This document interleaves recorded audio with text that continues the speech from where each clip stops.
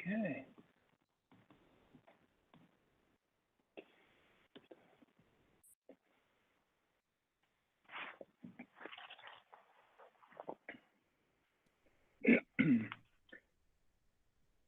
Good morning, everyone. I think we are almost ready to start. Thank you for bearing with us. I know there's always just a last minute logging in issues and concerns and passwords and those kinds of things. So let's just give a couple more seconds for the last people to make it onto the call, if that's okay, but we'll get underway very, very shortly. Lovely to see so many people online on a fresh sort of winter morning. I'm really looking forward to today's session.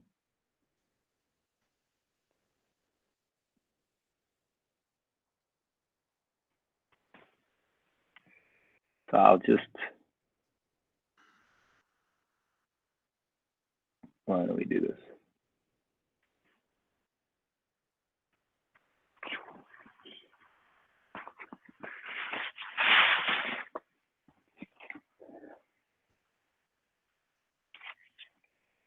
Okie dokes.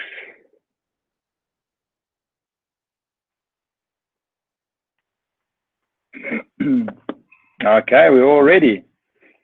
Charmaine, Angela, all our prospective students.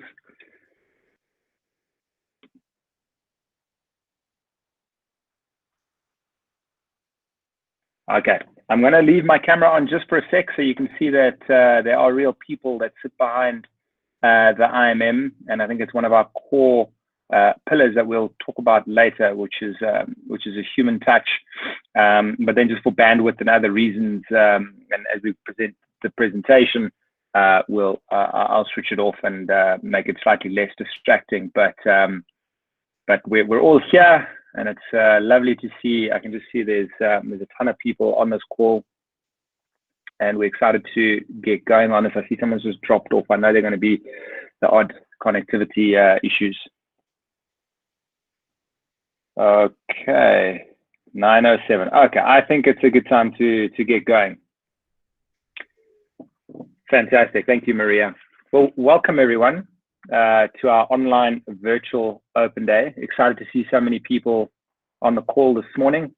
Like I said, it's a nice fresh winter morning, and it's actually quite ironic that it's against the backdrop of COVID and lockdown, because I think it's actually really an appropriate setting for us to present what IMM represents and some of our core values and principles, and why we think it's a great institution for you to study with and to further your career and ultimately improve your life. So without further ado, and we've got quite a long agenda, and I'm on strict time because I can talk about IMM and our plans for very long, as all of my colleagues will know, and get pretty excited about it. But if I have to sum up IMM and set the scene for 5 minutes and then leave it over to the experts to take you through some of the details, and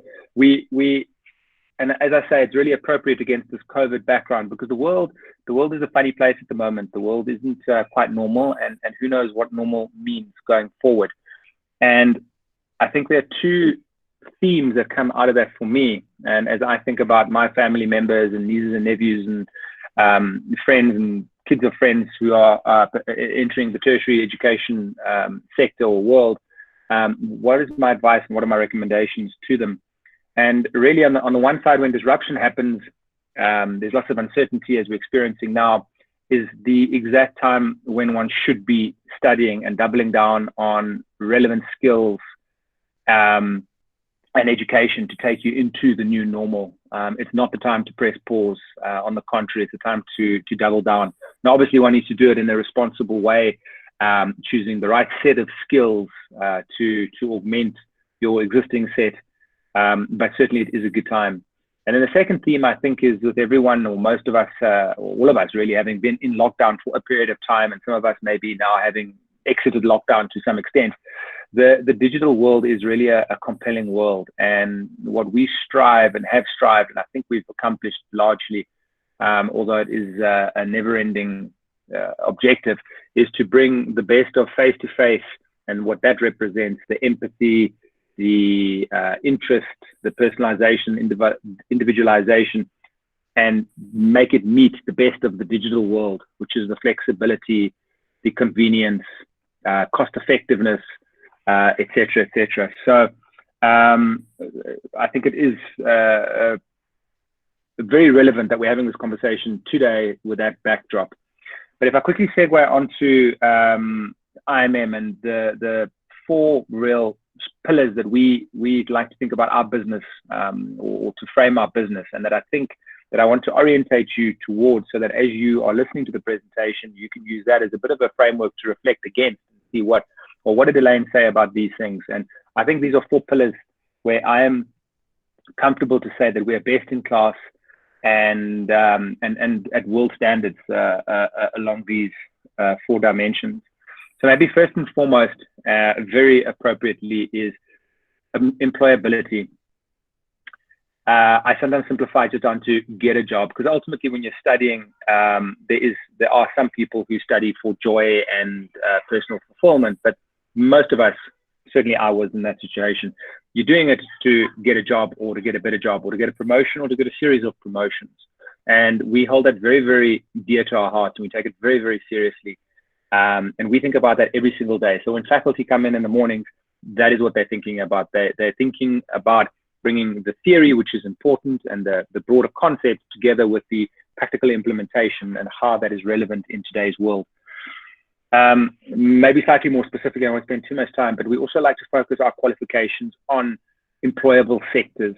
So we have strong competences in business, supply chain, and marketing, and each one of those sectors we can delve into more detail later, but have specific relevance, particularly in today's world where internationalization and international best practices. I mean, marketing across the world is converging. There are nuances, but in regions, but the same principles on Facebook and search engine optimization, TikTok and Instagram apply. Likewise with supply chain, the same principles, and we're seeing huge supply chain disruption now in this current environment, and it's going to become even more front of mind for a lot of big businesses. And then obviously the business management or the entrepreneurial side of things is a very important underpin as one goes into the world.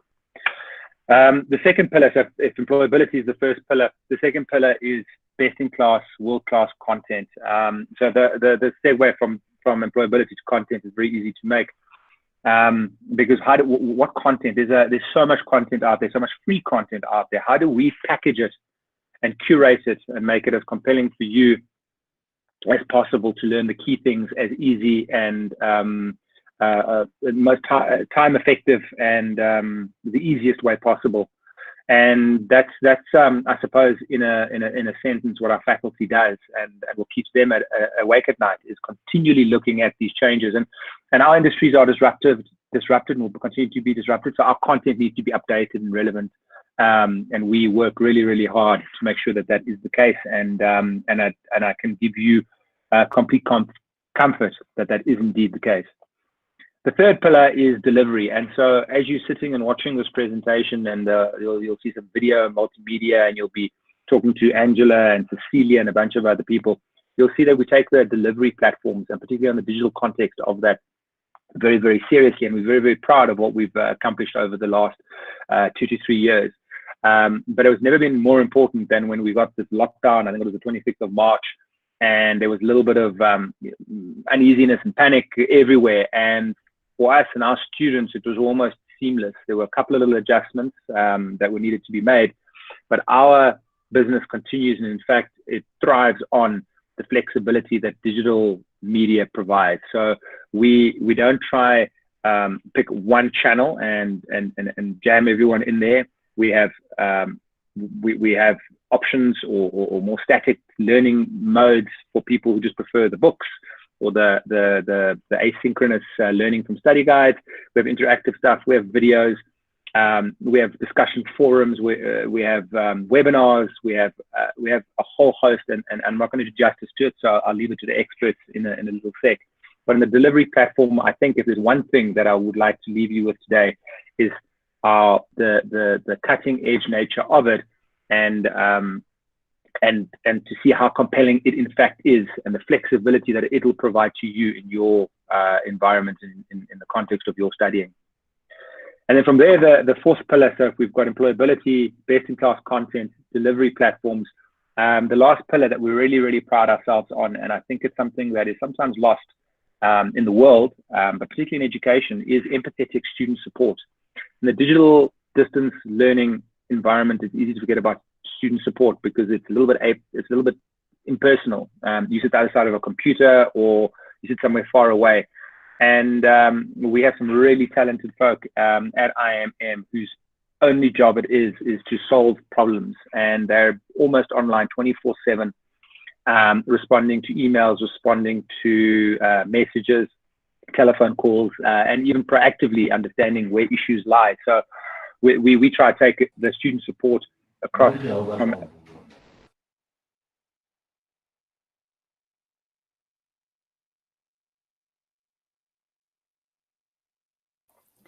Dalein, sorry, you've muted your microphone. Can you put it on, please?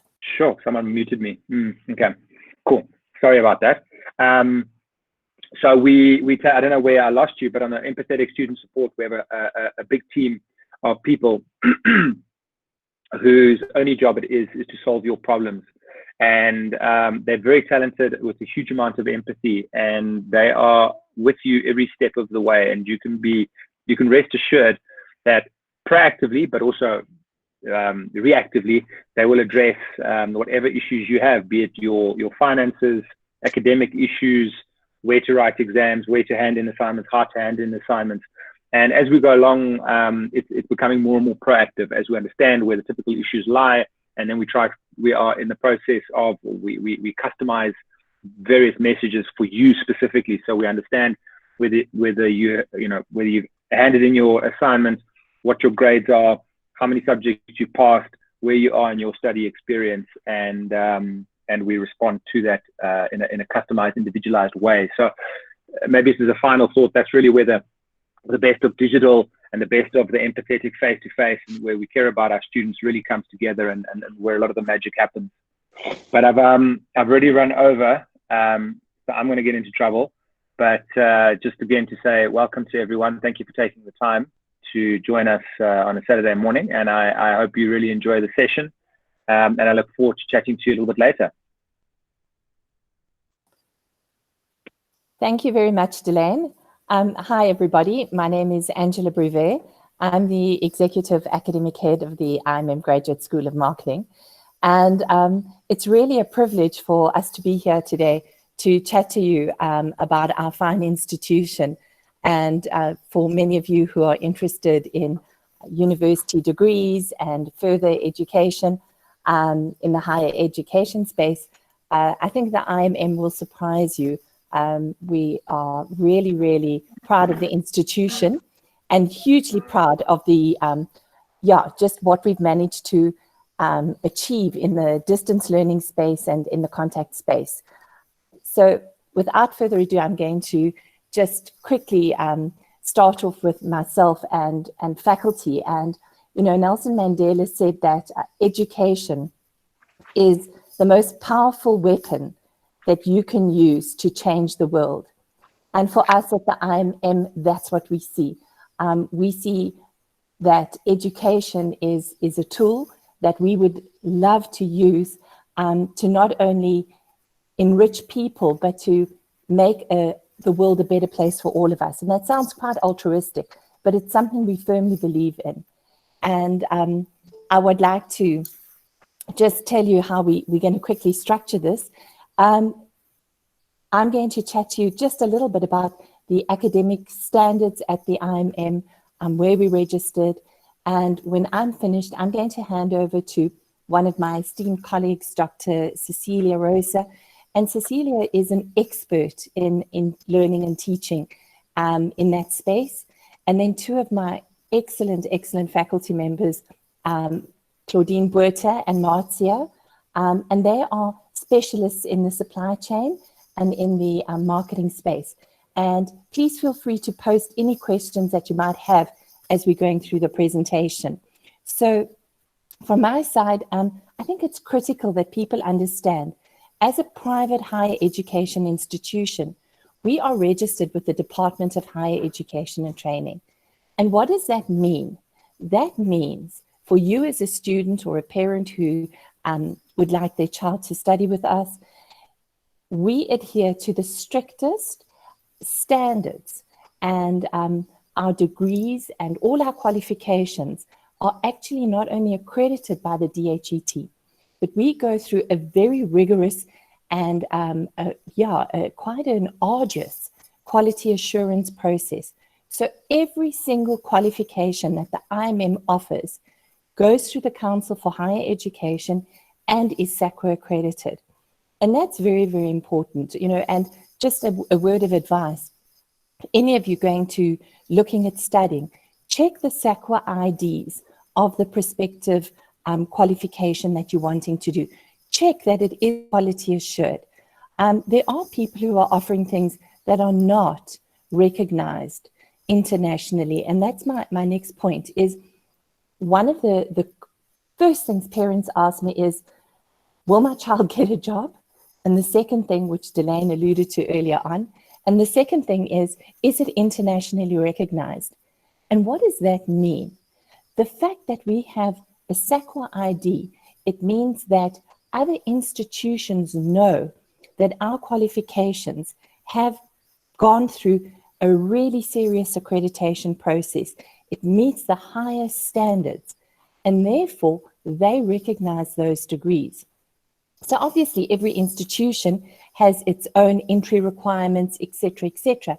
But the fact that you have got a SAQA accredited qualification from the IMM means that the international, the regulatory bodies overseas acknowledge SAQA, and therefore you are given access. Obviously, you would need to still go through the approval processes, but we have on average, and I chatted to our registrar about this, we have on average 200 of our alumni.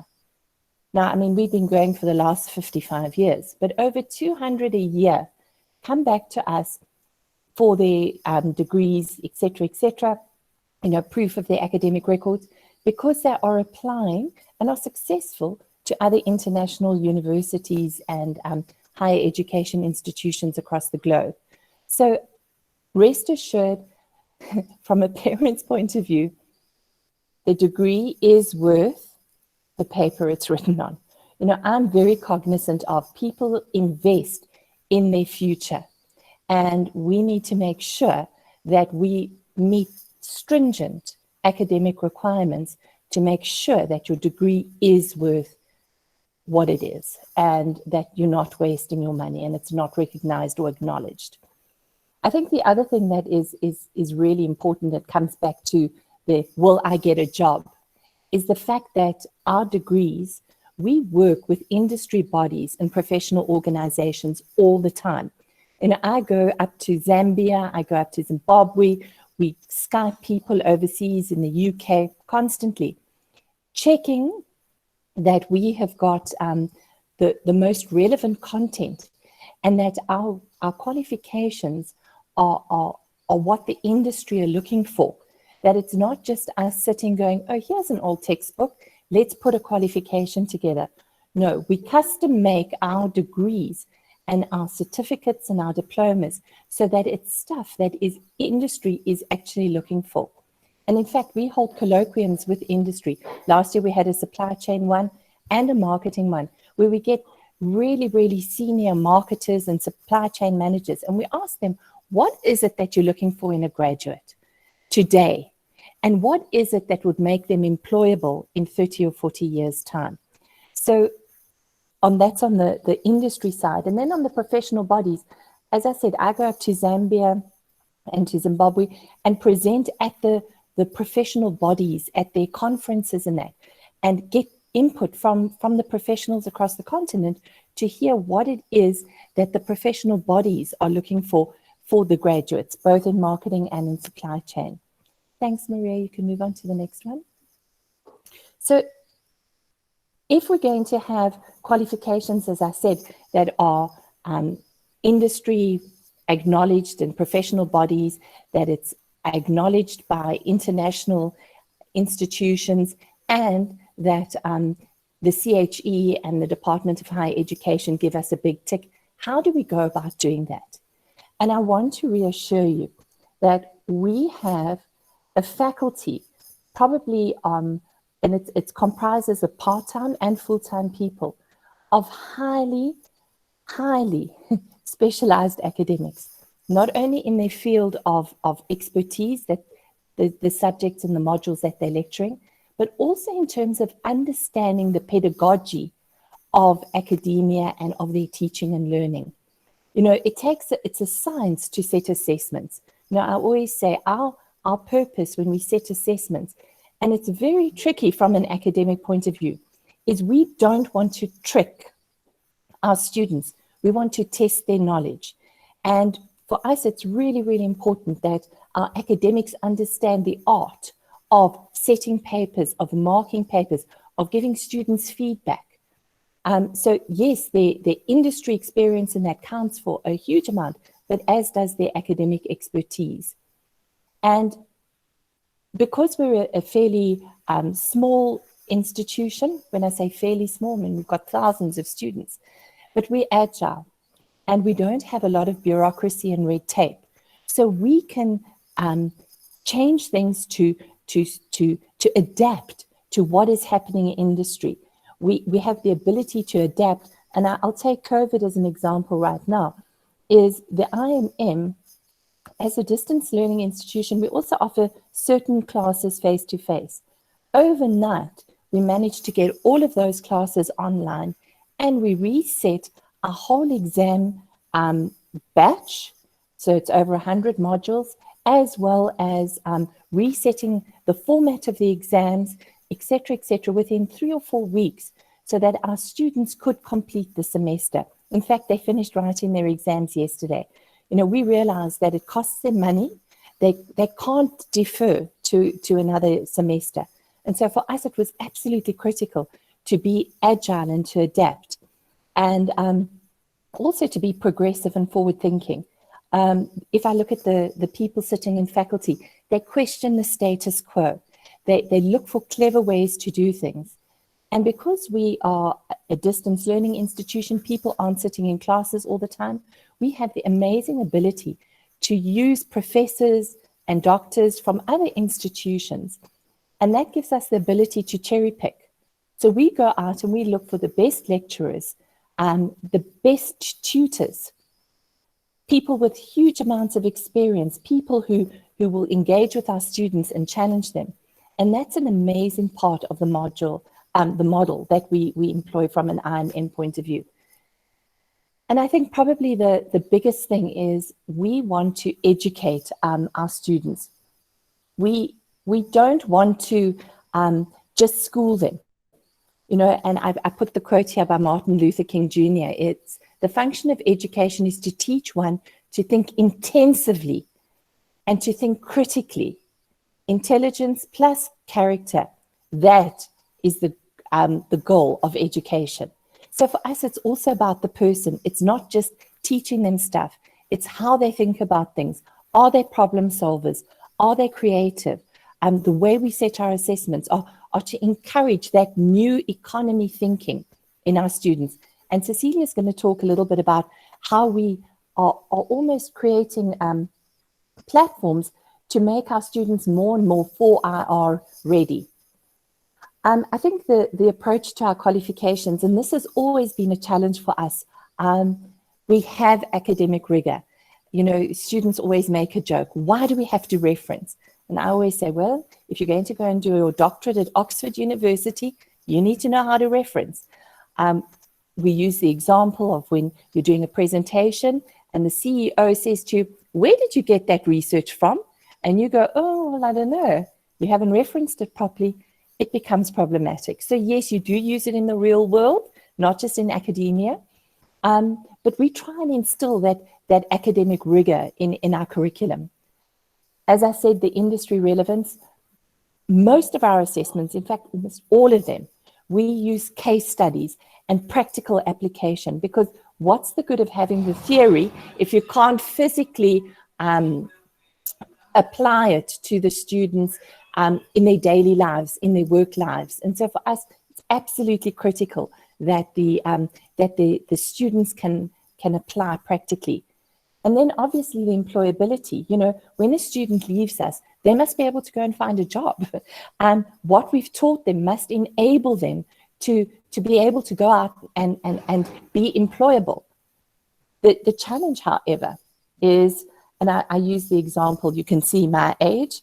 When I graduated from varsity, if I had only been studying stuff that would have made me employable there and then, I would have done telefax marketing as a core module. What is telefax marketing? It's gone, it's died. So we need to future-proof our students. What we educate them with needs to stand them in good stead so that in 30 years' time, they can still be a CMO of a huge corporate, because the basics that we've taught them is embedded and it's stuff that will put them in good stead. It's what we call the seminal works are in place. They've learned the basics and the primary things around that field. So you can go on to the next one. Thanks, Maria. So for us, yes, we want you to be employed right now, but the other side of it is in 30 years' time, your degree should still be relevant and still put you in good stead. So if we talk just a little bit about the qualifications, we basically got two main schools of faculty here. We've got a School of Marketing and we've got a school of supply chain. And obviously, the IMM is known for our marketing. We've been around forever in the marketing space, but we've made huge strides into the supply chain space. And supply chain is a fascinating field of study. It's a very broad range of things, and we found it absolutely fascinating. And for those of you who are currently marketers will understand that we as marketers rely heavily on the supply chain. And we found a great symbiotic relationship between marketing and supply chain. And that's how we started to get involved, only realizing then that supply chain is actually taking a life of its own and is an amazing field. I mean, who would have thought Uber Eats, now with COVID, all the lockdown, all the management of the supply chains, getting stuff to us becomes absolutely critical. And so when we looked at the qualifications that we offered, we said, you know, some people haven't got a university entrance. So what happens to those people? And we have a higher certificate, which a lot of students use as access. So it covers the fundamentals, both on the supply chain side and on the marketing side. And it's an introduction. It's also for people who might be working in an industry and just want to upskill a little bit. They might be working in a call center, or they might be working as a receptionist or whatever, just wanting to upskill slightly. And then you move on to our diplomas. And currently we've got a diploma in marketing. And when we designed the diploma, that was designed for people who didn't want to go on an academic trajectory, so to speak. They wanted a practical application. And when you look at the subjects in our diploma, it's around people being able to open up their own consultancy. We cover HR, we cover business law. They're practical aspects of being a marketer, so to speak, in our diploma. So when we put these programs together, we look at it, and my other team members will go into more detail, but we pitch it so that it's stuff that students can actually use, and it's not wasting their time doing things that are irrelevant. And then obviously we go on to our degrees, and our degrees are, on the marketing side, we've got a Bachelor of Business Administration, a BBA. And for those of you put the dots, that's the prerequisite to the MBA. It's a Bachelor's of Business Administration. MBA is a Master's of Business Administration, but with the focus being on marketing. And then we've got a BCom in Marketing and Management Science. And what we did with the BCom in Marketing and Management Science is that we've really tried to give students who are unsure an opportunity to take 3 majors. So you take marketing as a major, you take business management as a major, and then you have a choice. And your choice is either I want to go into supply chain, I want to go into project management, I want to go into sales. And the idea there is so that when you graduate, you can actually go and do your honors in any of those fields where you've done your major. So for us, it was really about giving students who aren't sure choice, but a quality degree. And then we go on to our supply chain qualifications, and we've got an amazing degree that is called an international supply chain. And international supply chain, we've also given students a choice. Marcia will go into the detail of why you should come to us for supply chain. But supply chain there for us is looking at it holistically.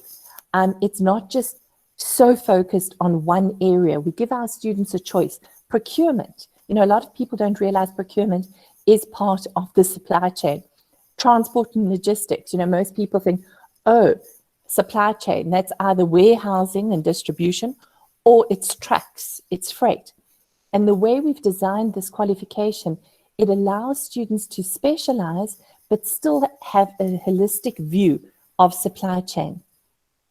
Our postgraduate side of things, we've got diplomas on the marketing side, and we've also got 2 degrees, a B.Phil honors on the marketing side. And the B.Phil honors is really designed for people who are wanting to be marketing specialists. You know, people say to me, you know, why must I carry on doing an honors? a 4-year degree becomes more and more important as we see as time progresses. And it's an amazing qualification because it starts setting you up if you're wanting to go further on your academic career in terms of giving you great research expertise. So very, very strong marketing, but a very, very strong grounding for people wanting to go up and do a master's. And these things don't just happen. We've designed them in such a way that our students can move from the one level to the next level to the next level quite seamlessly.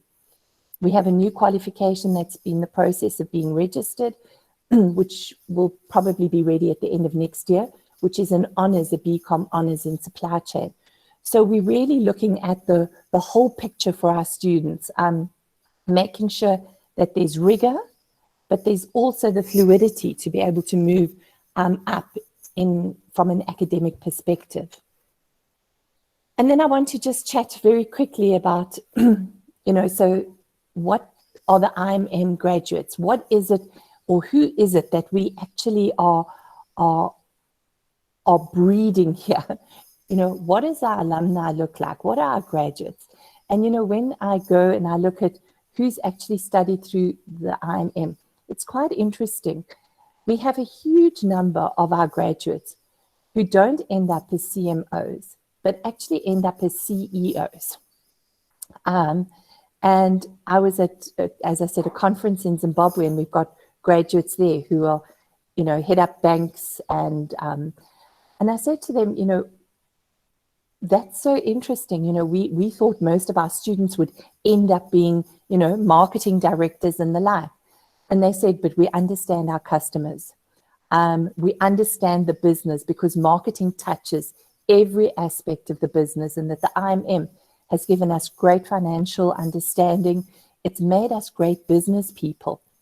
And so I often look at our graduates, and a lot of them are classic marketers, but they're actually futureers. They're people who think about the future. They are people who, we've got these tender entrepreneurs. And I always say, no, we're creating futureers. They're people with great business acumen who just happen to be good marketers and good supply chain managers. And for me, that's critical.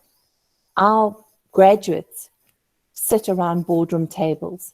They have to sit there as business people, as I said, who are great specialists. So are there any questions? I haven't noticed anything being posted. But yeah, please post any questions in light of the timing and what we're busy working on right now. I'd like to hand over to Dr. Cecilia Rose. If we can just go to the last slide, please, Maria. Dr. Cecilia is, as I said, our Dean of Learning and Teaching, and she is really an amazing educator. We're really blessed to have her, and she's taught us to be digitally active. She's taught us to embrace interactivity and technology in a way that not many people with doctorates have. So over to you. Thank you, Cecilia.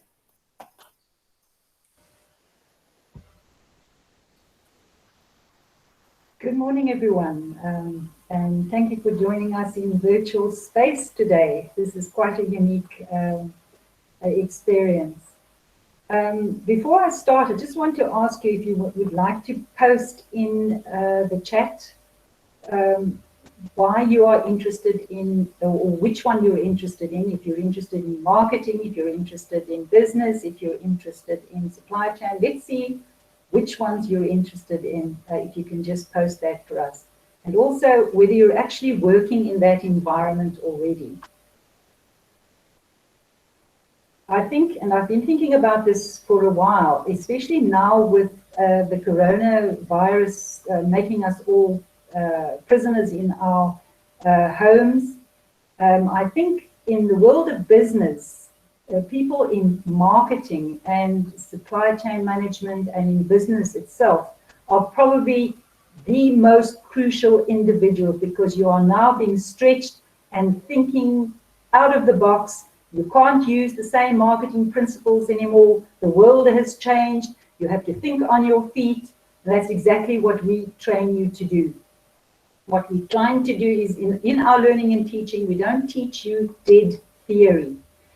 What we do is we teach you how to use theory in an unpredictable, fluid environment. So in other words, you're keeping your finger on the pulse all the time. You're coming up with creative ways to do things.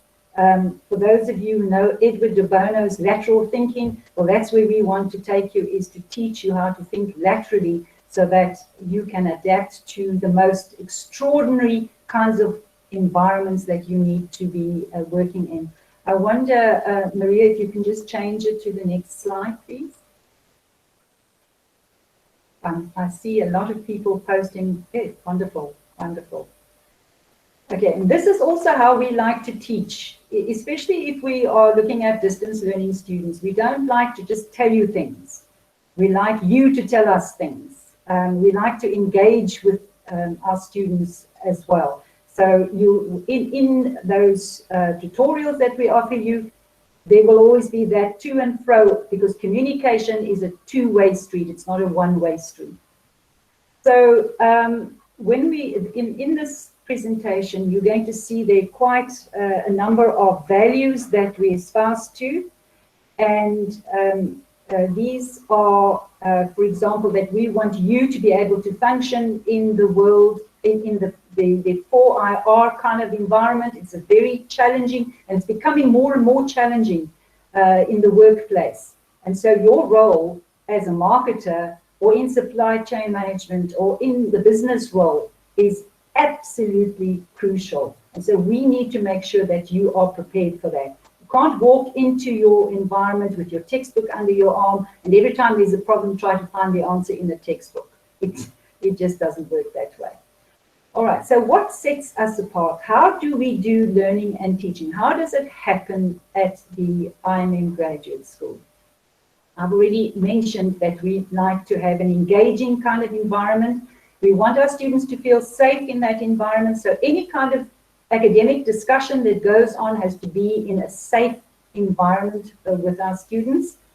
I'm not monitoring the chat right now as I'm busy over here, but there are people who will be monitoring and will be responding to your comments. So don't feel left out. Okay, our objective, as I've said, is to create a safe, vibrant environment for students to prepare you for the world of work. As Angela has already mentioned, we have been working in this space for a number of years already to create an environment which is stable, which is consistent, which is of a very high academic standard, so that wherever you go in the world, your qualification will allow you to open doors into further studies somewhere else if you wanted to, or in our own country. Our own students, during this period of turmoil, we've actually watched how many of the public and private institutions in this country and internationally have been floundering, have been scrambling to try to find ways to accommodate their students. For us, the boat hardly rocked on the waters. And our students have now completed or almost completed their semester, and they're moving on to the next one. So there's been very little disruption, and that's how we'd like to keep it. And that's how we would also like you to be in your work environment. As soon as some form of turmoil comes along, you are able to deal with it, and you're able to go on to the next thing. So how do we present information to you? The way learning and teaching happens at the IMM school is it's not just a lecturer giving you information. It's not just theory. We have developed and designed the learning in such a way that whatever theory you learn is done in the context of reality, of the real world.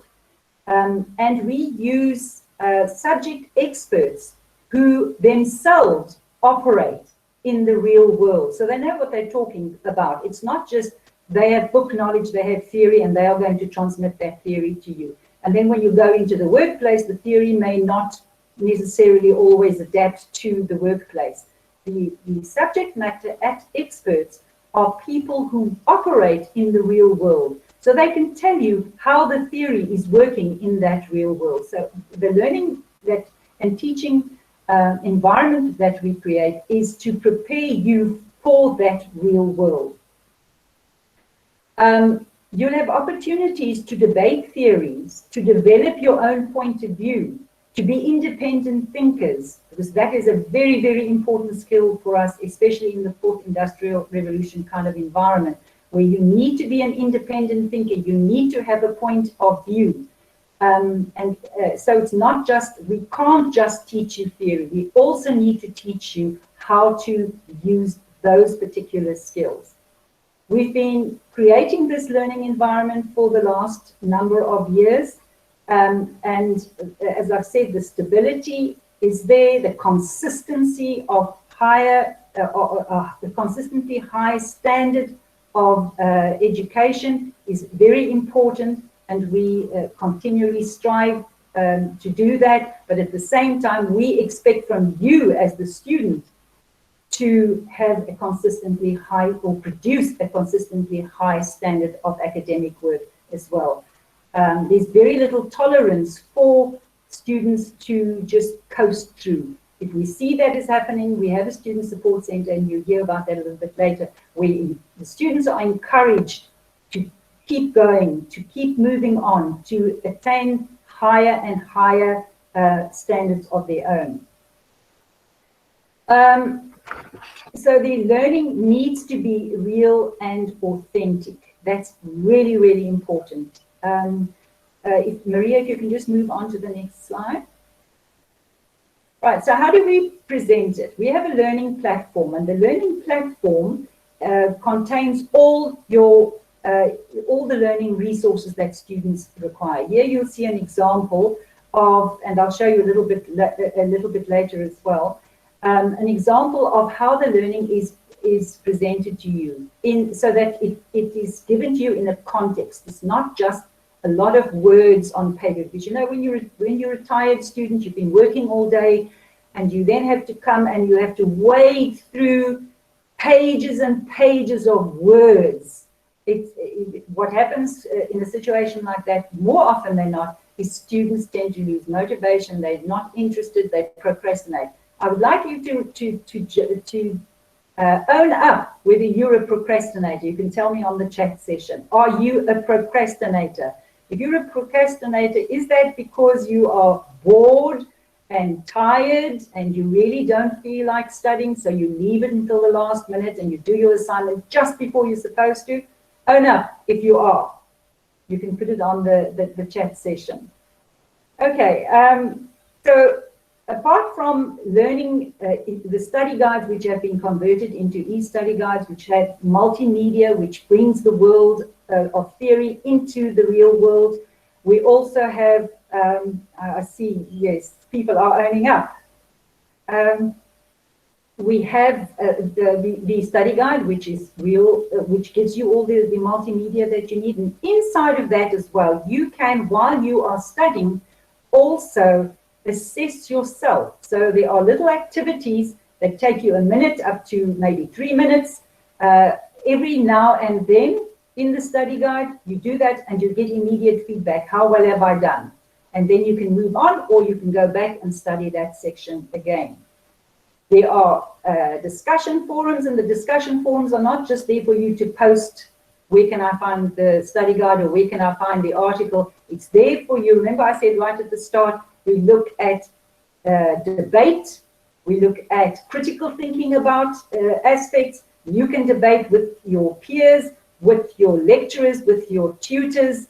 You can post your own point of view for other people to discuss. So it has to be that vibrant kind of learning approach that keeps going on. And of course, the discussion forum also, once you post something and you start discussing it with other people in your group, it makes you think about another way of thinking. So in other words, it's information sharing. It's not just the lecturer giving you information, because if you're a working student, more often than not, you have very valuable input into that learning space, and we value that as well. So we have the interactive activities, we have the subject content, we have the discussion forums. So it's up to you to be engaged. Also, we have obviously have all the workshops that you can access as well, whether those are online workshops or face-to-face workshops. Maria, you can change the slide. Thank you. Right, so we follow a blended learning approach. What does that mean in the world of education? Blended learning merely means that there are many modes of deliveries and many combinations or configurations of modes of delivery. And we've got them all. And that's one of the reasons why we didn't become unstable like many of the other institutions did, simply because we have access to all of these. We have the eLearn platform, we have contact sessions, we have e-workshops, we have physical workshops, and we try to create what now in education is the buzzword, individual learning path. So you're in control of your own learning. You decide how it is that you want information to be taught to you. So it could be that you want to be taught that you are a working student and you really can't sit in a class all day, that you, so you have eLearn, but you'd like to have some sort of contact, physical contact, so that you can go to a student center and you can work from a student center with a tutor as well. You can follow e-workshops, or you can go to normal workshops. So you can decide on the combination of ways that you want to be taught at the IMM Graduate School. And of course, that then gives us the flexibility, or you the flexibility. Maria, you can move on. All right, as I've already said, here's an example of one of the pages in an e-study guide. You'll be given things like videos or articles and little activities. And of course, it's up to you to interact with those. Maria, you can move on. You are also given a student pacer. So every semester is broken up into weeks, and this is an interactive student pacer. If you click on one of those little crosses, it opens up all the information that you need to get through during that week. So you can keep yourself paced during the time. You're never left on your own to work on your own. You're always given guidance, and there are many ways that we provide guidance to students on eLearn.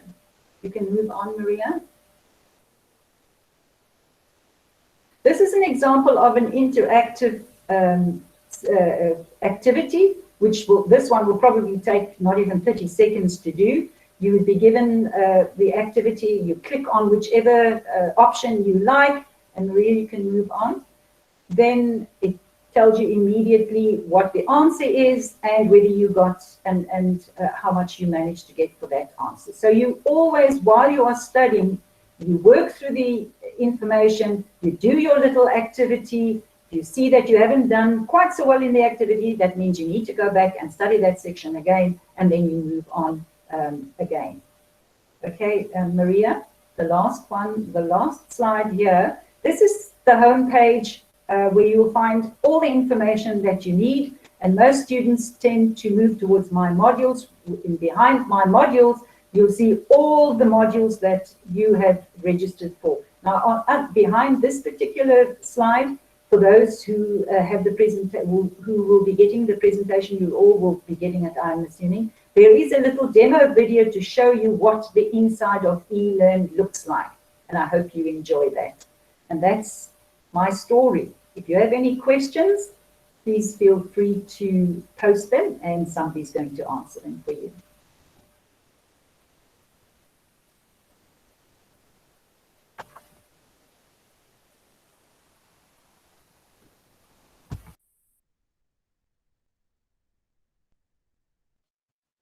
Hello and good morning, everyone.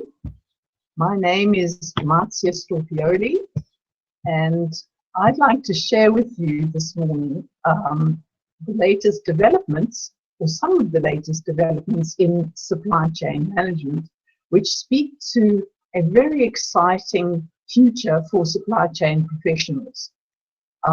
Could I have the next slide, please, Maria?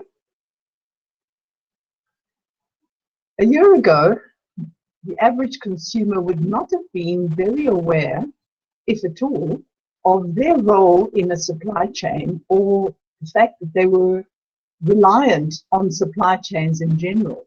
Today, we're all painfully aware of that.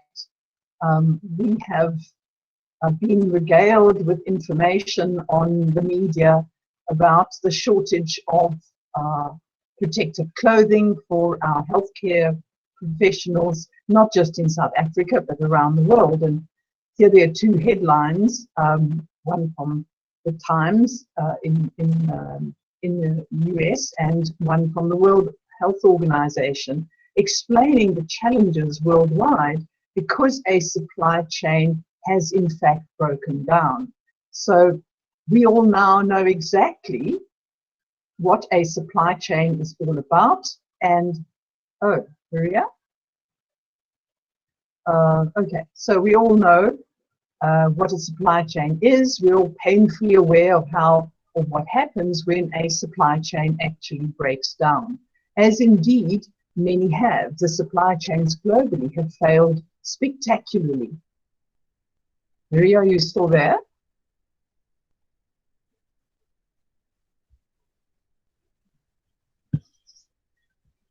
I'm sorry, I can't, I don't know if you're hearing me. I can't hear anything.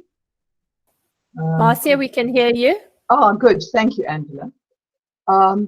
Okay, so effectively, we now are aware that we're part of a supply chain. Either we're in the supply chain, a link in the chain, or we're on the receiving end, having gone into supermarkets and found that there is no hand sanitizer when we need it, or we've seen pictures of consumers stacking up their trolleys with toilet rolls, and we've heard that there's shortages of toilet rolls around the world, and wondered why such a thing could have happened when previous to COVID, everything seemed to be going very smoothly.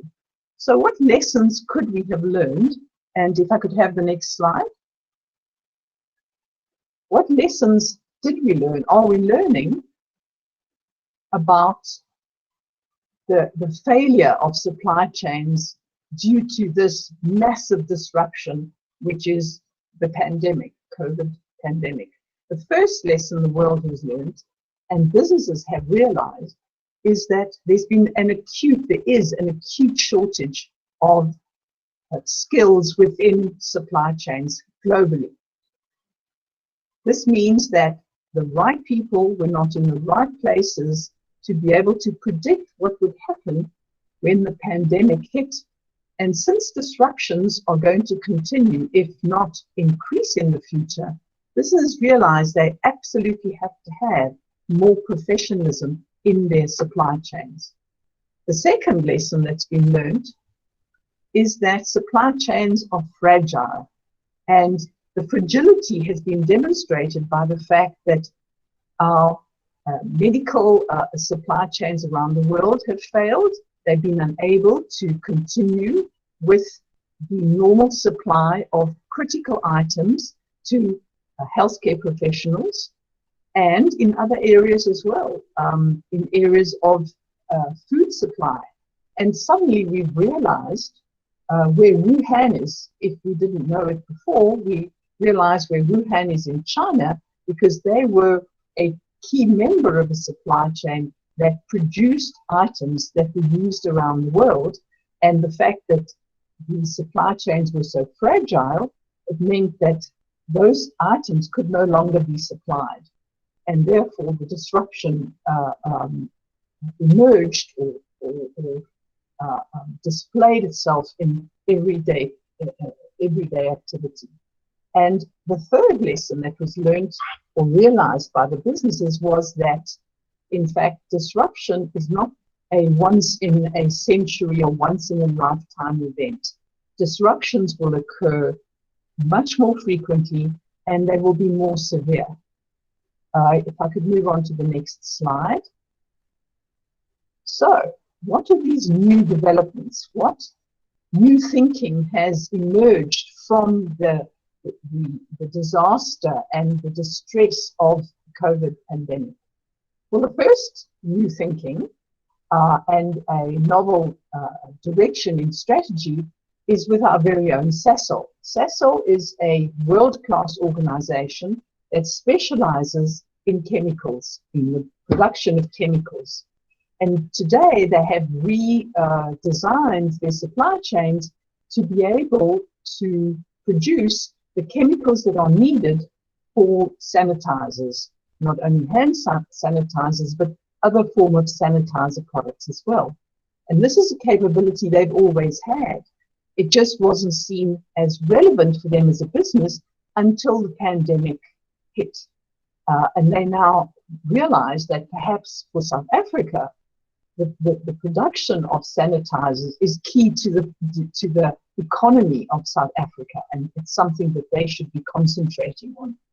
And another innovation, or at least another change in strategy, is with many automotive businesses, companies. Mercedes-Benz, GM, and Ford, they have now begun to produce ventilators. Where they were producing trucks and vehicles in the past, they're now producing ventilators because there's such a shortage of ventilators in the world. So, what does the future of supply chains look like? How are we going to re-engineer our supply chains once this COVID pandemic has been dealt with to some extent? Well, the first dramatic change will be that supply chain professionals will have to professionalize. In other words, supply chain isn't just a supporting discipline, a supporting function in the business. Supply chain is critical to that business's future and success. And therefore, the professionals or the people who work in the supply chain will have to be far more professional. They'll have to be professional from a particular discipline like procurement or transportation or indeed distribution, but they will also have to be business professionals and have an acumen, a strong acumen across all areas of the business to be able to drive value through the supply chain within the business. And the next change, or the next dramatic rethink, will be in terms of resilience. Resilience is the ability to bounce back after a shock, to withstand disruption. And yes, COVID-19 is a disruption, and it seems to be a dramatic one, and we're all hoping that when it's over, we can go back to normal. Well, it won't be the old normal. It will be a very new normal. And that new normal will include the ability to be able to withstand disruptions from any quarter, whether it's environmental impact, whether it's a business environment impact, whether it's from an economic perspective, but there will be more disruptions, whether they are price wars between China and America, or whether they are health challenges in terms of coping with greater or more viruses in the future. All supply chains must become more resilient. And the next lesson, the third lesson that has been learned, is that we no longer compete as businesses or brands. The competition is now between supply chains. And supply chains, to be able to compete more effectively, will have to operate in networks and will have to collaborate within those networks to the extent that businesses will be competing with their typical, will be collaborating with their typical competitors. They will collaborate with the competition to enable them to have a much more resilient and much more value-driven supply chain. Could I have the next slide, please? Okay, so about IMM's BCom in international supply chain management. As Angela and Cecilia mentioned earlier, we've designed the contents in line with or in collaboration with industry leaders. So we've taken academic advice, but also we have gone to industry leaders and found out what they need in their businesses from their supply chain professionals. So it's integrated in our material, in our syllabus, is the stuff that makes you relevant, or a professional, a student relevant once they go out into the workspace to find or look for a job. And we have the opportunity to specialize. As I mentioned earlier, supply chain professionals need to understand the whole business. They need to understand how they, as a supply chain, can deliver the best value for marketing, or for finance, or for operations. They need to know, as a supply chain, how to drive value for the entire business. They also then need to know a specialization, and they can indeed become generic supply chain professionals, or a supply chain professional with a specialism in either procurement, public procurement if they're working in the public sector. Transport and logistics is another opportunity to specialize, because these are relevant in supply chains in the world today. And you can understand how, for example, a procurement professional in the supply chain would have to think differently, knowing that in Wuhan there are going to be difficulties with some of the materials that will be imported from that area. And then on my last slide, I wanted to share with you the changes in terms of the types of work, the types of jobs that we'll be looking at in the future. And those are linked very strongly to the changes in the supply chain that are linked to technologies in the fourth industrial revolution. The fourth industrial revolution includes elements that are critical to supply chain functionality going forward. So you'd still have the regular jobs like supply chain manager, demand manager, logistics manager, distribution manager, and so on. But there will be a whole range of brand new jobs, which perhaps haven't quite been thought through yet, because they're still in development, they're still evolving, such as a supply chain integration specialist, or a supply chain performance analyst, a supply chain IT specialist, which would then mean understanding robotics and how they impact the supply chain, or artificial intelligence, or augmented reality and the Internet of Things, or supply chain risk analyst, and a business continuity analyst, and such like. And these are the new jobs that are coming into the supply chain environment because of the needs of the future of the economic prosperity of businesses and entire economies. So thank you for your attention and for listening. If you have any questions, don't hesitate to raise them. And I'm going to hand over to Claudine, my colleague, to tell you all about the marketing specialisms. Thanks, Marcia. Good morning, everybody. Yes, Claudine Buerta. I'm the program manager of the BBA in Marketing Management program. I know there have been some questions on the BCom, which will then be answered by some of our people. But Maria, if I can have the next slide. Okay, so I can see all the names on the list, and this is an open forum, guys. This is a really informal platform. So I'd like you, and I'm going to maybe ask Angela, as the faculty head, she loves coffee. So Angela, maybe if I can ask Claudine, you. could you check your sound? I can't hear you. Anybody else? Can you hear me?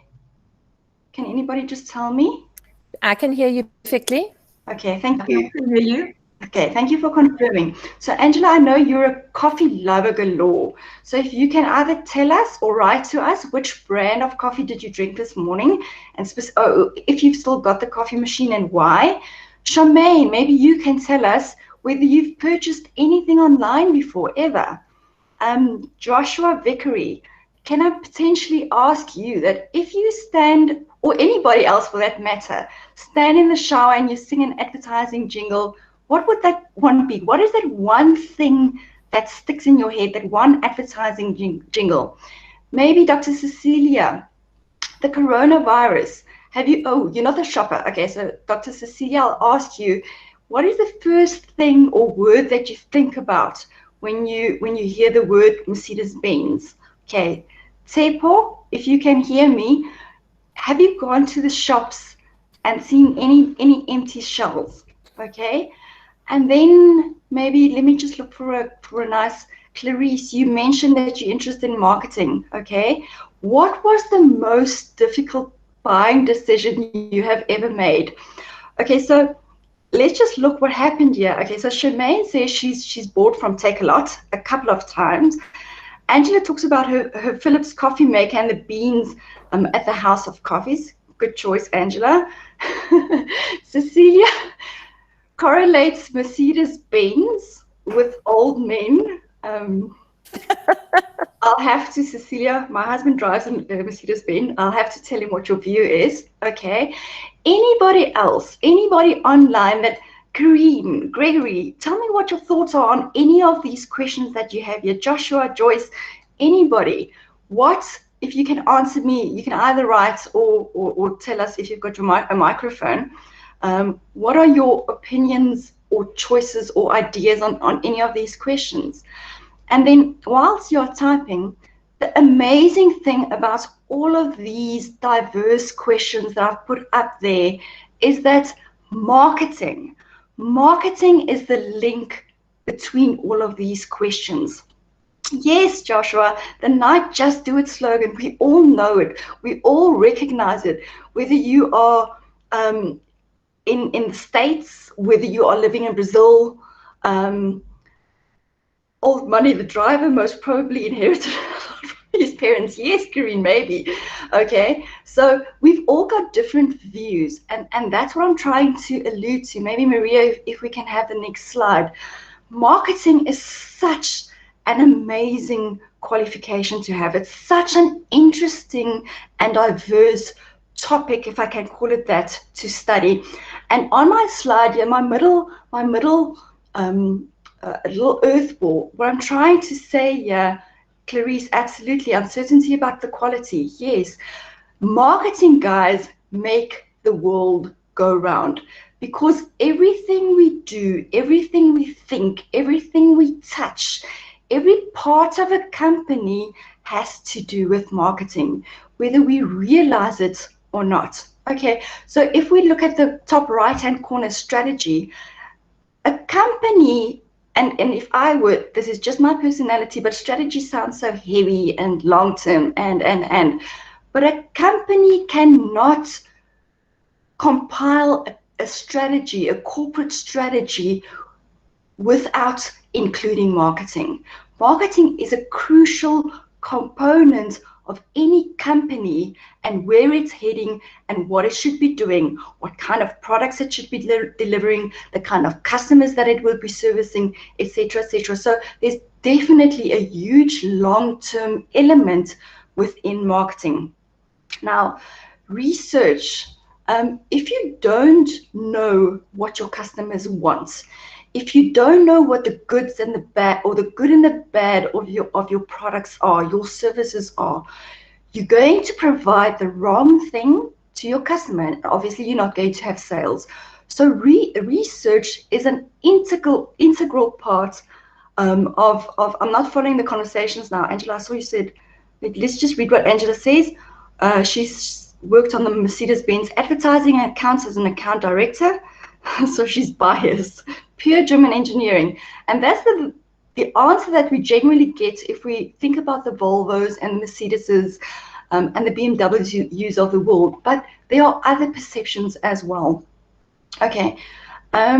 So research, you need to understand what is happening in the world with your own product. So it's external, it's out there, but also within your company, all right, to understand what's happening so that you can deliver the right products. Angela in her presentation has alluded to the finance that we do in the especially the BBA side, but also on the BCom side. Guys, the world has changed so much. We need to, as marketers, we need to convince, and I'm saying the word convince very specifically, the financial manager why we need a couple of million or 100,000 rands worth of money on a marketing campaign. We as marketers are needing to really take responsibility for the money that we use when we do our marketing strategies and our marketing activities, because Mr. Financial Manager is going to come back to us and say, okay, so Angela, I gave you 1 million rand.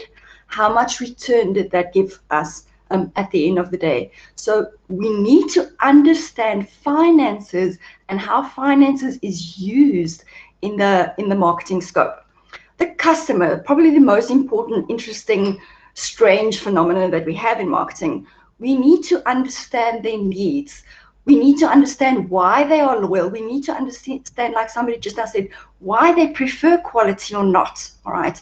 What makes them happy? What goes on in their head before they make a decision, before buying that old man's Mercedes or the BMW? Why would they choose to buy the BMW vis-a-vis the Mercedes? So there's a lot going on with a customer relationship management. How do we keep a customer? So lots of things there that involves marketing. And then for those of you, you've mentioned on the forum that you've dealt with some marketing before. The product, the place, the price, the promotion, those are what we call the 4 Ps. In the services arena, there's another 3. But this basically has to do with what is your product? What is the essence of your product? What needs is it fulfilling? Okay. Place, where am I going to with my product? Should I be selling it in an upmarket boutique type of place? Should I only be selling it online? Where should I be selling my market? Price. We are all price conscious, okay? Or are we? Are we price conscious if you can afford to buy a Rolex watch? Okay, debatable. And then promotion. How do we speak to our customers? What makes them tick? What is going to work for them to make them buy your product? And all of these things in here can be applied in any industry, whether you go to retail, whether you work for, in South Africa, for example, for an Econ, if you're in Botswana and you're working for Choppies, for example, all of these things have an application there. If you're in the manufacturing industry, if you're in the supply chain industry that Matsia has related to just or talked about just now. So all of these things are applicable anywhere that we go. Maria, if I may have the next slide, please. Okay, so somebody asked just now, what can we do with marketing? What kind of jobs can we do with marketing? And people, this is definitely not exclusive. These are just a couple of main functions that we have. And if we look at the vertical axis, we look at the income and responsibility, and at the bottom, unfortunately, it cuts off on my screen at least, but at the bottom it relates to your how far you've studied in marketing. And as you can see, there's such a big range right in the bottom, from a marketing assistant through to social media specialists, sales managers, research analysts, right through to the top where you've got your chief marketing officer. And as Angela has said previously, your chief marketing officer, in the old days, it was either or mostly the financial guy or the financial manager or the chief financial officer who became the MD or the CEO of the company. Things are changing because marketing is such a wide what's the word I'm looking for? Ingrained in the strategy, in every part and parcel of the operation of the company. And that's why more and more CMOs are becoming the CEOs of companies as well. Maria, please. Okay, so why do we need to do marketing at the IMM Graduate School? And this relates to whether you do the BBA, the BCom, a certificate, a diploma, your postgrad diploma, or even your honors.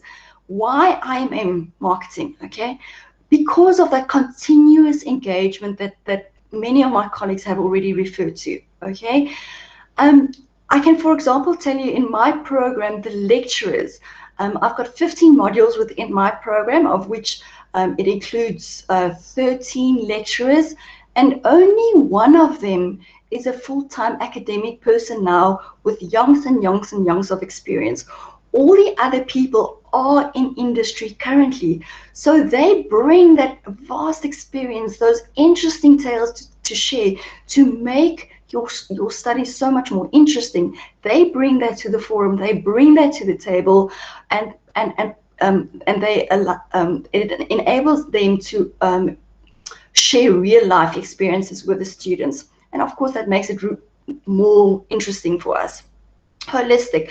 I've showed to you in my previous 2 slides the finances, the customers, the research. So it's a holistic. We're not only specializing only on advertising or only on sales, or it's really a holistic. So when you walk out of the IMM with your qualification, you will have a very good and broad scope of what marketing is. Okay, guys, it's challenging. Dr. Cecilia referred to this. We are challenging the students to think, to critically think, to apply. And it requires progressive levels of critical thinking throughout the various levels of studying, from the certificate level through to the honors level. And it's practical, guys. One of my program managers had a case study now in one of the exams on chappies. Now, many of you might be too young for chappies. I don't know how relevant chappies is still nowadays. But all of you know who Apple is. So it's really interesting how we use brands to make marketing a real and today subject. And I think my last slide, Maria, please. Okay, there are 2 guarantees, guys, and I can really put these guarantees down. Marketing will never, ever, ever go out of fashion, because it's so part of business. It's not a thing that's going to grow old. It's going to change. It's going to develop. We're going to have new digital strategies or new AI, artificial intelligence coming in and changing the way how marketing is done. But never, ever, ever will it go out of fashion. You will never have to worry that if I study marketing in 20 or 30 years, it's going to be dated. Okay? And definitely lastly, but not the least, marketers do make things happen. They do make the world go round. Okay, and I'd love to hand over to my beautiful colleague, Irene. Thank you very much for listening. Thank you so much, Claudine, and good morning, everybody. There's a Japanese proverb that states, better than 1,000 days of diligent study is 1 day with a great teacher. And that is what we do at our IMM student support centers. Not just 1 day, but we give you 13 weeks of tutorial sessions in each semester with a great tutor. This is to enhance your distance learning experience.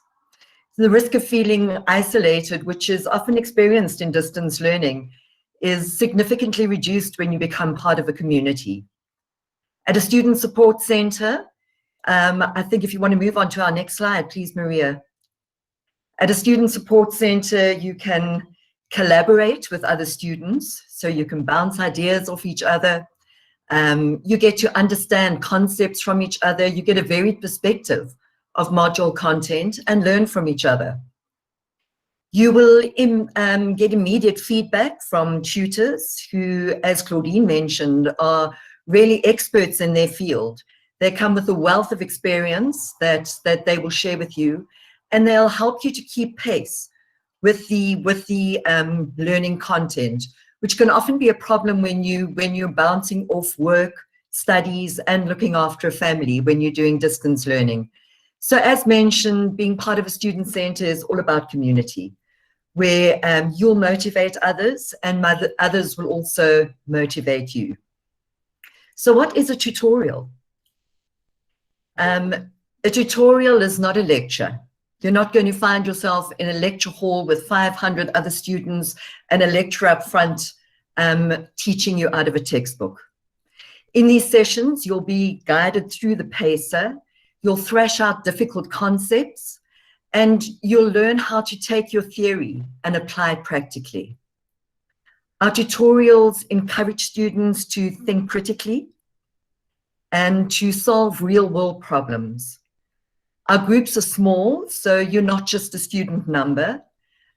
You'll really build a relationship with your tutor, with your peers, and also with the support staff at your student support center. We offer you daytime tutorials and evening tutorials. The daytime tutorials are 3 hours, and our evening sessions are 2 hours. This is once a week. So 3 hours a week for daytime classes and 2 hours a week for evening classes. Where do we host all our sessions? We have 7 centers across the country. If you could move on to the next slide, please, Maria. Thank you. We have 7 centers across the country. So there's Cape Town is in Claremont, and then we have Morningside in Durban.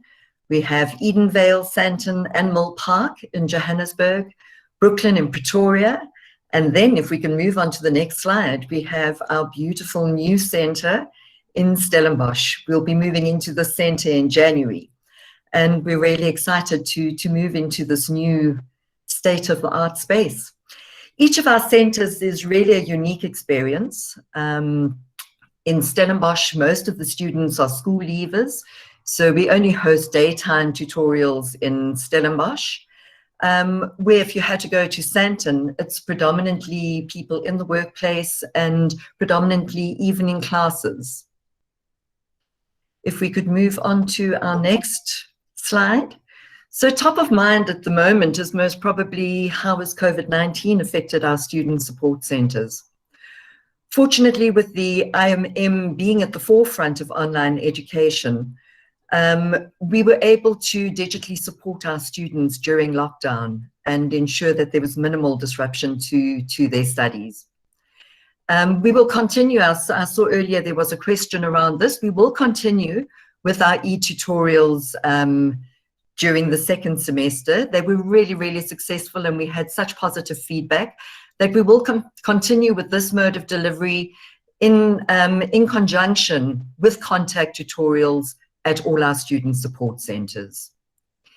In the e-tutorial, should this be your choice, we can assure you that we will still keep our group small in the online space for personal individual attention. We'll also offer breakaway rooms where students can still network and collaborate with their peers.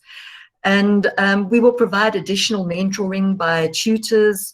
And one positive as well is that these sessions are recorded. So you'll be able to go back to the tutorials and actually watch them before your assessments or before your final exams and refer back to them. We'll also maintain close contact with you to keep you motivated during this time with WhatsApp groups. And in this way, you will have interaction with the student support center staff and with the head of your student support center. If we can move on to the next slide. Thank you, Maria. So over and above the IMM Graduate School qualifications that we offer tutorials in, we also provide the e-tutorials in the Chartered Governance Institute of Southern Africa qualifications, which my colleague Calverwell will tell you more about. And then we also host workshops. I think it was Cecilia that made reference to the workshops. We host workshops just prior to the final assessments or exams, where we take you through past papers, we thrash out difficult concepts, and we just really prepare you for those points of assessments. We also offer some networking activities like our IMM Fridays. We have a career day, where we invite companies in to chat about opportunities available within their organizations, and just to really prepare you for the workplace, taking you through interviewing skills, assist you in drawing up CVs. So we do host a couple of those kind of activities at our student support centers. So if you could move on to the next slide. Your consultant would be able to give you more information around our SSC tutorial schedules and fees. And we really look forward to welcome you to an SSC and to closely walk alongside you and guide you through your academic journey. Thank you so much. I'm going to hand over to Anissa.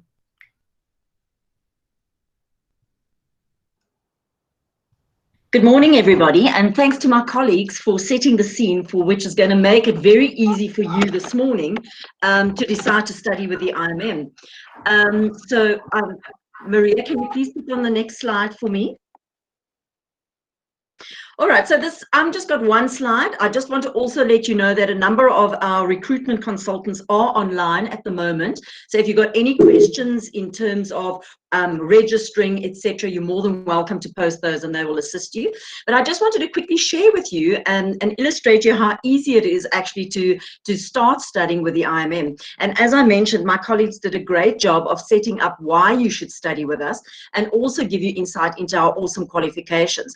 I myself have a qualification from the IMM and it stood me in great stead in my career in the corporate world in the past.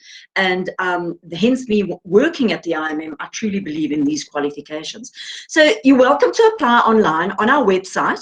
I mentioned the consultants to you, and what they will be doing is they'll pick you up on our CRM system and contact you and talk to you about what is required to study, what is your entry-level requirements to study at the IMM. We can also talk to you about the various qualifications, help you make a decision on your career going forward.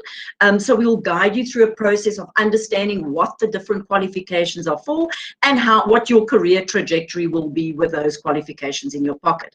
We'll also talk to you about the various modules that you should take in the semester. Yeah, they will have a conversation with you around capacity. Some of you are working, some of you might be full-time students, but most of our students are working, and we do recommend that you try and balance a good study, work, and a life kind of medium.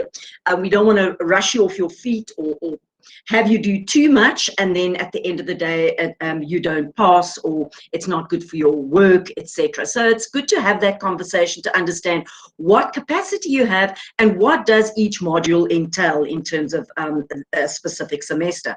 We'll also take you through the various fees that you need to pay in order to study with us, and obviously then address any questions you might have related to any of our qualifications or the IMM, our lectures, our support centers that Irene mentioned to you, etc. In order to register, you would need to send in some documentation, and this is quite important. The sooner you get your documentation in, obviously the better for you.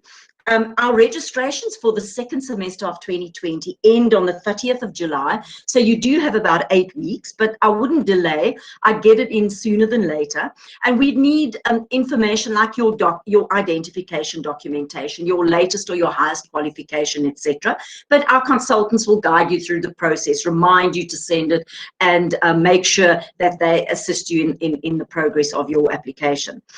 A key part of the process, obviously, is making payment. This is where you commit to our qualifications, but you can commit to a successful future and a successful career once you've studied with the IMM. So you pay your registration and your semester fee, and yeah, you can select various payment options. And Dalein will be taking you through some of these payment options later, but there are 3 core payment options. One, pay upfront, and this obviously is a far better option. We like to encourage our students to opt for this option. It takes the worry of financial burden down the line off your shoulders if you have the capacity to pay for your modules and your studies upfront, especially if you're only doing a limited amount of modules. That makes the payment quite palatable. We do have an opportunity for you to apply for student loan, and the consultants can assist you with this process as well. And then we also have an international finance option, and as I mentioned, Dalein will take you through this in the next few slides. So that's it from me. Please, I would like to urge you to apply now. And if you have any questions, liaise with us. We're more than willing to assist you and answer your queries. Thank you very much. Thanks, Maria. Over to Dalein.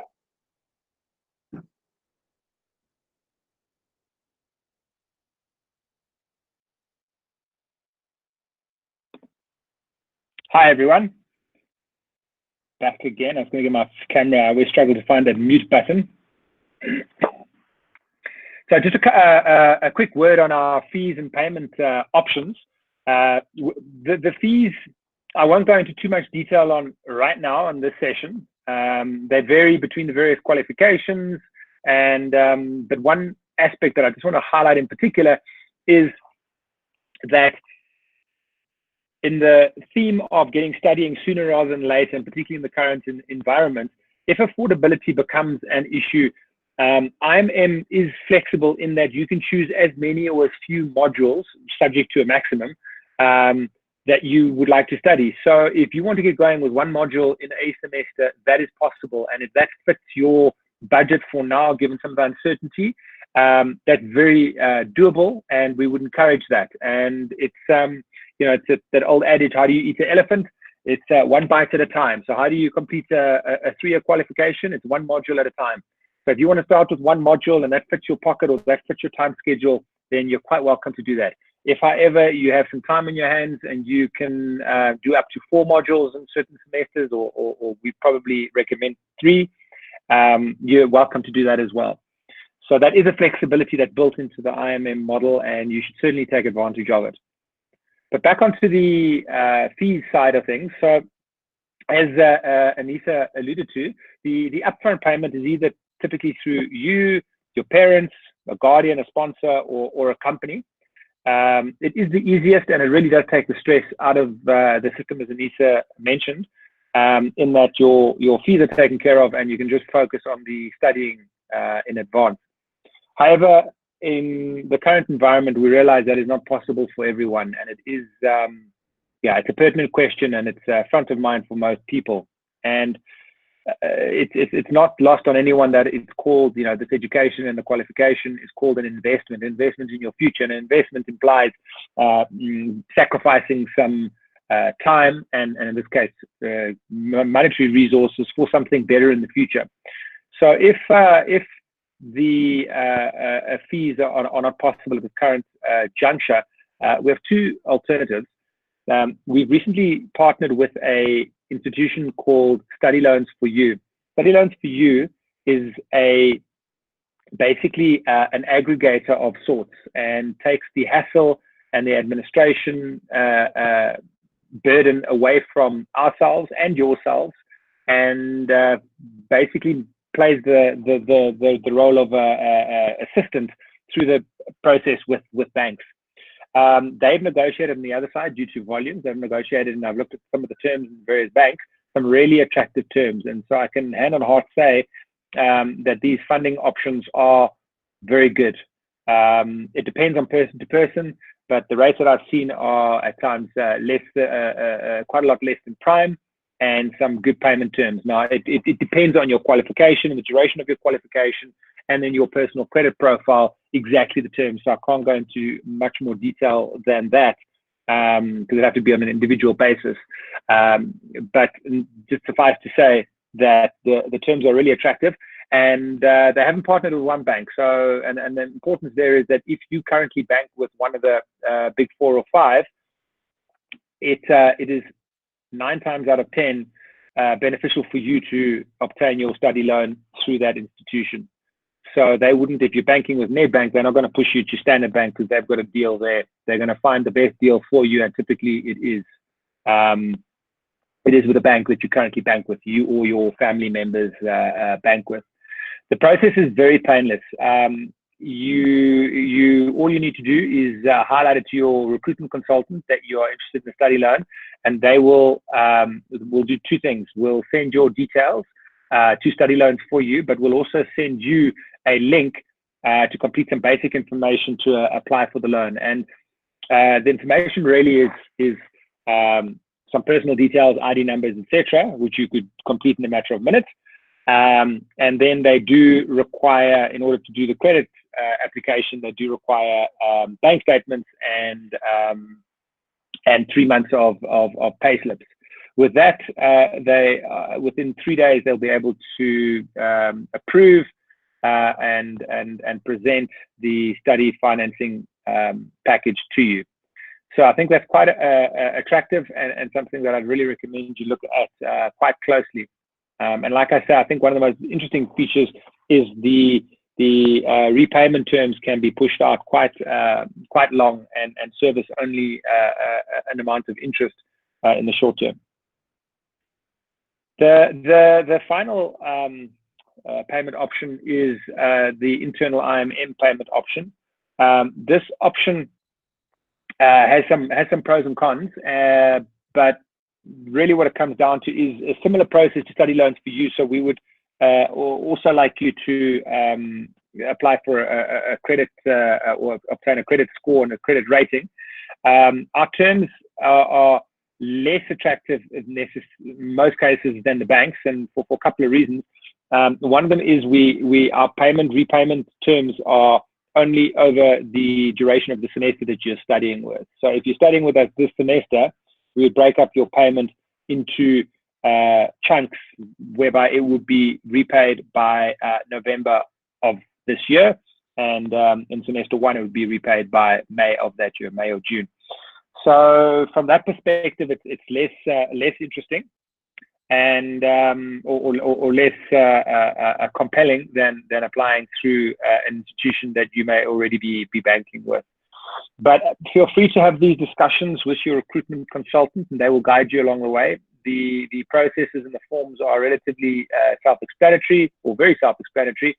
And as soon as you engage with us, you will be getting some of this information coming through via email. And like I said, the consultants will be raising it over the telephone if you guys end up having some direct discussions. So the semester 2 is full steam ahead, and like I said, I don't think there's ever been a better time to start studying, even if it is just to get the ball rolling and sign up for a module or two. The risk is not that great if it's absolutely something that you hate or not for you, or you find that it's not going to fulfill your ambitions. You haven't committed a full year or a huge amount of money. But having said that, if you do see the value in it, you've gotten the ball rolling, you've ticked the box on 2 modules, and you're on your way. And from there, you can decide to accelerate or just keep that steady pace. But from my perspective, it's really gratifying to see the end of the journey at the graduation day, and to see how many of the students are just ecstatic and really have valued the contribution that the education has made to their personal circumstances and their lives. And I can't understate that, or I can't overstate that enough. It's really something special, and I can, with good conscience, say that we're absolutely committed to improving your lives, and everything we do is to get you that job, or to position you better in your career, etc., and get that promotion. So we hope to see, from my perspective, hope to see you studying with us next semester.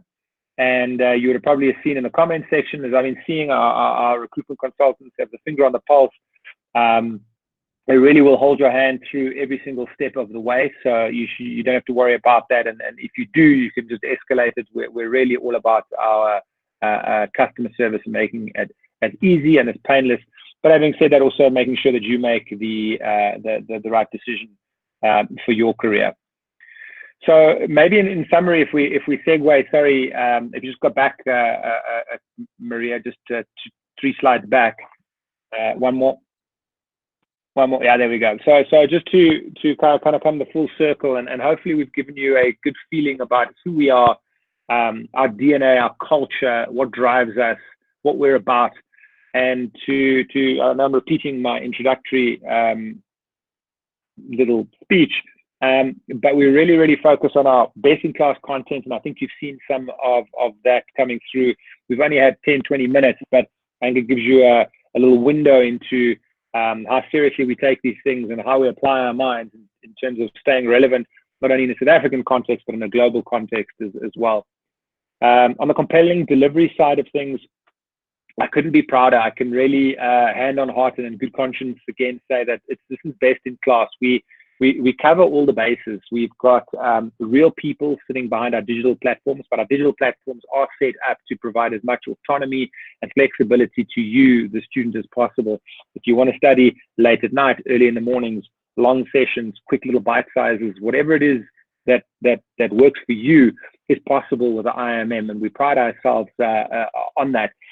like I say, there's people that sit behind the platform, so it's not just the platforms and sort of an echoing canyon of if something goes wrong or you can't figure something out, that there's no one behind that.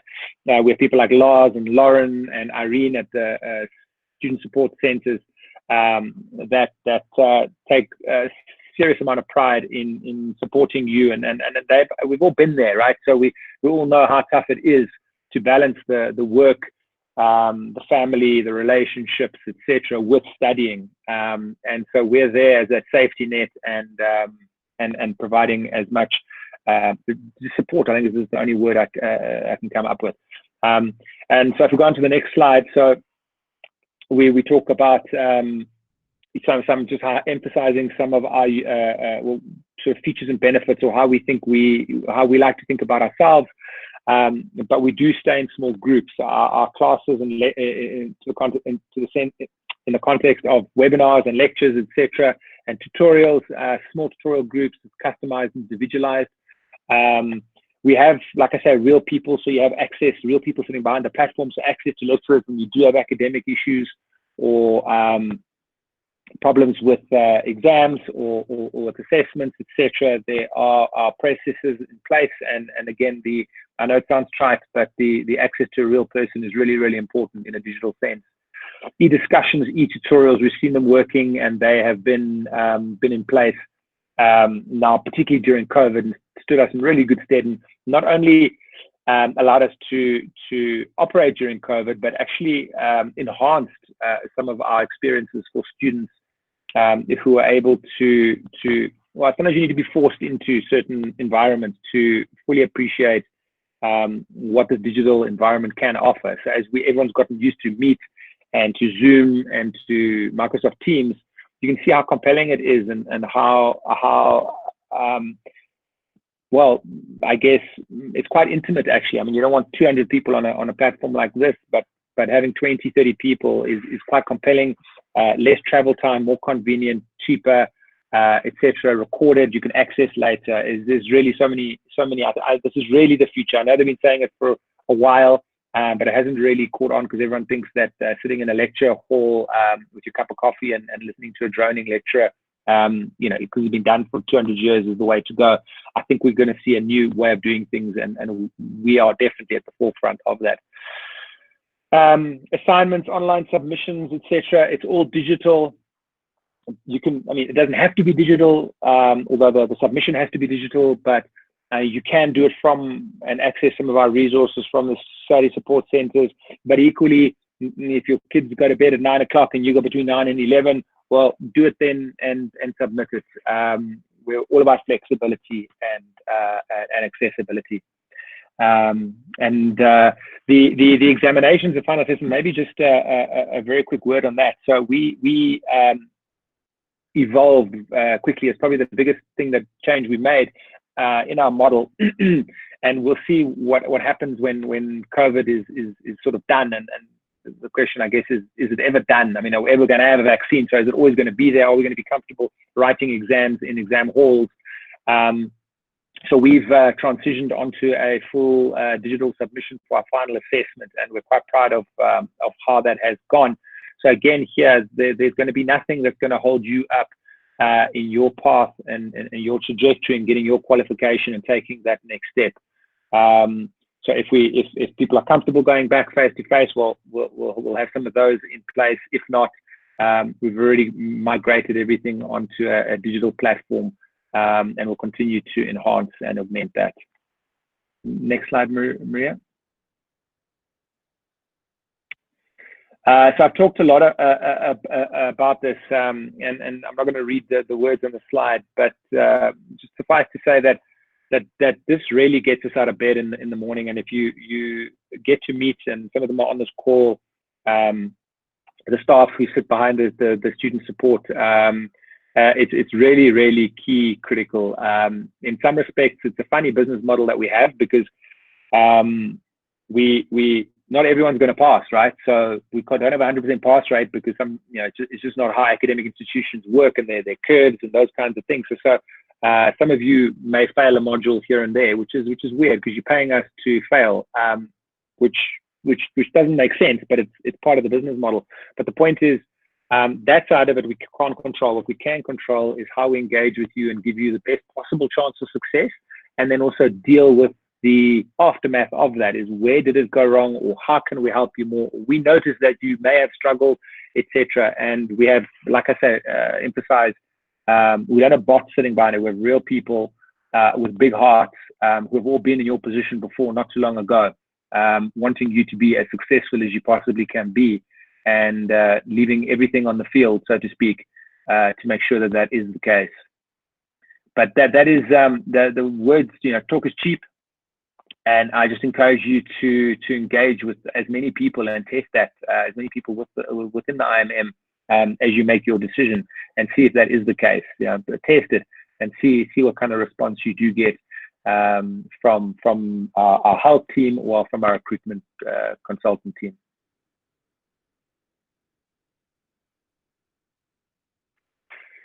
Okie dokes. I think that's the end of the story. I'm not sure if there are any specific questions. I'm just looking at my WhatsApp group here just to make sure. Is there anything specifically we should be, and I think at this juncture, if you want to put your microphones on or just drop a comment on the side, we can hopefully answer any questions you may have. I can see most of the team has been answering the questions and the comments on the side as we go along, so thank you for that. I don't know if there's anything still outstanding. Dalein, I've gone through the questions. There's nothing outstanding at the moment. Great. Obviously, unless somebody would like to ask a question again. Sure. Can I ask a question? Absolutely. First of all, thank you for a great presentation, guys. You guys did an outstanding job. I guess my question is basically, by the way, my name is Tsepo. I'm concerned about the distant learning in terms of what is available. I'm sure you guys did obviously explain over the presentation, but I'm concerned about the tutorials. What is the whole process? Once I'm registered, I'll be studying by myself. Obviously, I have to have my details logged in with the website to access information so I can study. Can somebody just explain to me what would be my life like as a distant learning student with IMM? I know that you explained it, but can you just explain it again, please, for me? So I'd like to come in here. It's actually probably one of the easiest ways of approaching. And I tell you what happens is we've got that amazing platform called eLearn. And on eLearn, when you go on there, it'll show you exactly what your course is. It'll show you the library. It'll show you what textbooks are required, when the exams are. Everything is on eLearn. And so when you go into eLearn, there's also a thing called a PACER. And I think Cecilia alluded to it. And the PACER, what we've done is we've said this semester is 16 weeks long. So for you to work through all the content for that module, let's say it's Marketing 1. For Marketing 1, we've taken those 16 weeks and we've broken them up, giving you, because you should be spending about 12.5 hours a week on each module. And to say, okay, if you start in week 1, the 6th of July, how do you need to divide the work up? We also take cognizance of the assessments, because you have 2 assignments, which weeks they're in. So up front, you'll know exactly what is ahead of you. In your study guide, it's done in study units, and there are revision exercises. We direct you where you need to go and find additional work or read additional articles. So it's quite a, although it's distance learning and you're on your own, it does take you through exactly what you need to cover. Over and above that, we also have what we call tutorials. So when you log on to eLearn, there'll be a tutorial by your lecturer, and they will discuss a little bit about how you need to approach distance learning, what their expectations are for this module, and they'll take you through what you need to do, and they'll cover the first probably 3 or 4 weeks of work that, and not in detail, but high level and concepts that could be confusing. Then you'll go into, so that tutorial will be there. There will also, from the 6th of July, be an e-discussion forum. And that's where the lecturer will pose questions, where students should be engaging with each other, and you'll be able to ask questions, throw curveballs, engage in that way. While that's going on your pacer, we will reflect when the next online tutorial is. And this semester, we've reverted back to e-tutorials being online. So there will be a time scheduled with your lecturer, divided up into certain weeks, over 7 weeks, where you will actually be able to post questions to the lecturer. And the way we engage is that our lecturer is almost a facilitator. It's an opportunity not for you just to be taught, but to engage and to ask questions. And those tutorials are recorded, and they're there for you to revert back to. So there's 7 hours of tutorials that happen during your semester. When you write your assignment, the 2 assignments, the first one is a bit more, it's a longer, you have to write longer answers and that, but you get what we call formative feedback. So the person marking it gives you direction as to where you've gone wrong. Over and above that, the lecturer who has marked everybody's assignments looks at what the key learning should have been, where people made mistakes, what they did well. And we do a tutorial letter called an assessment feedback report that gets posted on eLearn for all the students to learn from their mistakes. The lecturer also does an online tutorial. So one of those 7 tutorials is giving the students feedback on the assignment. We're not here to tell you what the answers are. We help you to find the correct answer. We engage with you. And so the critical thing will be you actually being prepared for these. And yeah, so as I say, the last 2 weeks of the semester are basically what we call revision weeks. So that's just before the exam starts. And so in your pacer, how it's divided, those weeks will almost be free weeks, revision weeks. And we are trying to schedule one of the last tutorials as a revision tutorial. We've also started doing e-workshops, and especially during COVID time, that are exam revision workshops. But what we do there is not to go through the content, because we could never do the content justice, is we help you with exam techniques. So now this semester, our students did open book exams for the first time. Most of them had no idea how to approach an open book exam. We took them through the process of what it entails, what the expectations are from the examiner. So whilst you're alone, you're not left alone. It's independent, but it's not isolated. So I think it's very, very important. As a distance learning student, there are amazing things in place to help you. Having said that, and Irene alluded to it, there are certain students who just require a little bit more extra lessons, a little more tuition. And those tutorials, we have a tutor who is somebody who is an academic, that they are people who can delve deeper into concepts that are far more difficult to understand. And on our financial modules, we're actually doing something amazing, is we're going to do what we call e-talks. And those are going to be little videos that just take students through difficult concepts, things that they battle to understand. So yeah, just to answer your question, you're not left alone. There's continuous communication. When you haven't submitted as an assignment, or we notice that you're not going on to eLearn, our Student Support Center, our Student Support Dean organizes to get emails to students so that we can watch you and that you're not at risk. I hope that answers your question in a very long way. In a very informative way. Thank you so much. Thank you very much, ma'am. Thank you.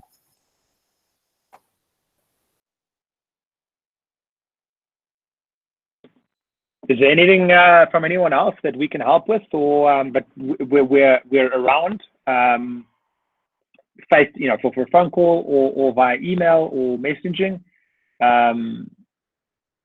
at any point in time, and I know the consultants have on the side given all the contact details.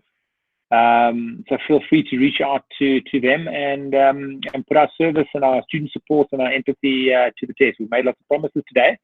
I know we can keep them, but like I say, talk is cheap. Put us to the test, and hopefully we'll see you with us in semester 2.